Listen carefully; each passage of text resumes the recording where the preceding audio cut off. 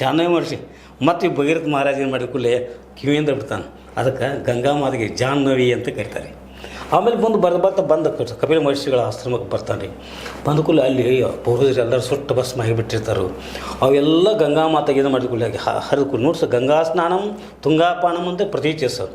ಎಷ್ಟೋ ಮಂದಿ ಗಂಗಾ ನದಿಗೆ ಹೋಗಿ ಸ್ನಾನ ಯಾಕೆ ಮಾಡ್ತಾರೆ? ನಮ್ಮ ಪಾಪ. ಸ್ವತಂತ್ರವಾದ ಮೀಡಿಯಾಗೆ ಬೇಕಾಗಿರುವುದು ಸ್ವತಂತ್ರ ಧ್ವನಿ. ಆ ಸ್ವತಂತ್ರ ಧ್ವನಿ ಉಳಿಸಲು ನೀವು ಮಾಡಬೇಕಾದದ್ದು ಇಷ್ಟೇ. ಅದೇನಪ್ಪಾ ಅಂತಂತಂದ್ರೆ ನಿಮ್ಮ ಕೈಲಾದಷ್ಟು ಸಹಾಯ ಈ ಚಾನಲ್ಗೆ ಮಾಡಿ ಹಾಗೂ ನಿಮ್ಮ ಧ್ವನಿಯನ್ನು ಕಾಪಾಡಿಕೊಳ್ಳಿ.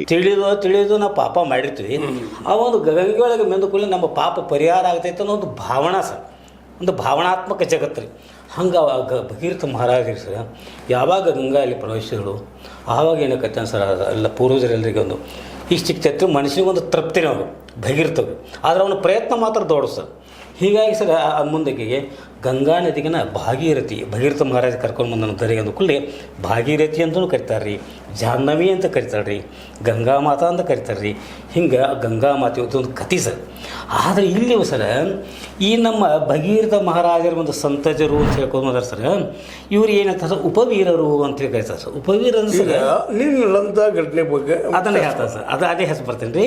ಈ ಉಪವೀರರೆಲ್ಲ ಸೇರಿಕೊಂಡು ಏನು ಮಾಡಿದ ಸರ್, ಗಂಗೋತ್ರಿ ಆಗೈತಲ್ರಿ ಅಂದ್ರೆ ಅದು ನಿನ್ನೆ ಆಗೈತೆ ರೀ. ಅಂದರೆ ವೈಶಾಖ ಮಾಸದ ಸಪ್ತಮಿ ಶುದ್ಧ ಸಪ್ತಮಿ ದಿನದಂದ್ರೆ ಗಂಗೋತ್ರಿ ಹುಟ್ಟೈತೆ ಅಂತ ಕಲ್ಪನೆ ಇಟ್ಕೊಂಡ್ರಿ ಭಗೀರಥ ಮಹಾರಾಜರ ಜಯಂತಿಯನ್ನು ಪ್ರತಿ ವರ್ಷ ಆಚರಿಸ್ಕೊತ ಬಂದಾರೆ. ಯಾವ ರೀ ವೈಶಾಖ ಶುದ್ಧ ಸಪ್ತಮಿ ರೀ ಆಚರಿಸೋದು. ಅದ್ರ ನಿನ್ನೆ ಏನೈತೆ ಅಂದರೆ ಇದು ಭಗೀರಥ ಮಹಾರಾಜರ ಒಂದು ಜಯಂತಿ ನೆಪ.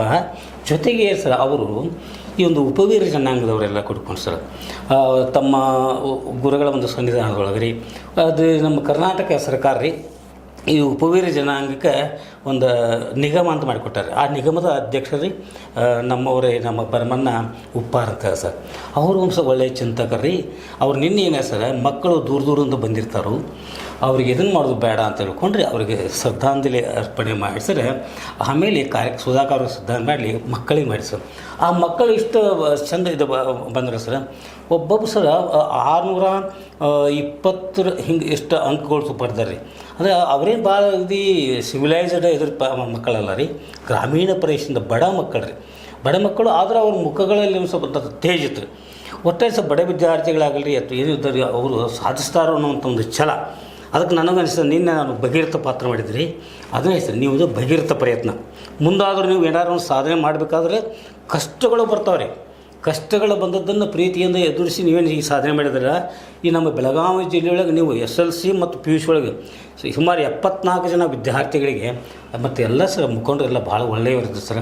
ವಿಶೇಷವಾಗಿ ಸರ್ ನಮ್ಮ ಈ ಭರಮಣ್ಣ ಉಪ್ಪಾರ ಅವ್ರ ಜೊತೆಗೆ ನಮ್ಮ ಗೋಕಾಕ್ ದೇವ್ರ ಶಿವಪುತ್ರ ಜಗಪಾಲ್ ಅಂತೇಳ್ರಿ, ಮಾಯಪ್ಪ ತಹಶೀಲ್ದಾರ್ ಅಂತೇಳ್ರಿ, ಕುಶಾಲ್ ಗುಡೇನವ್ರು ಅಂತೇಳಿ, ರೇವಪ್ಪ ದುರ್ದುಂಡಿ, ಸಿದ್ದಾಳು ದಾಸಪ್ಪನವ್ರಿ, ಮತ್ತು ನಮ್ಮ ಶ್ಯಾಮಾನಂದ ಪೂಜಾರಿ ವಕೀಲ್ ಸರ್ ಒಂದು, ಮತ್ತು ಉಮಾ ಉಪ್ಪಾರ ಅಂತ ಒಬ್ಬರು ಉಪನ್ಯಾಸ ಮಾಡಿದ್ರಿ, ಹೇಮಾ ಇಡಗಲ್ ಅಂತೇಳಿ.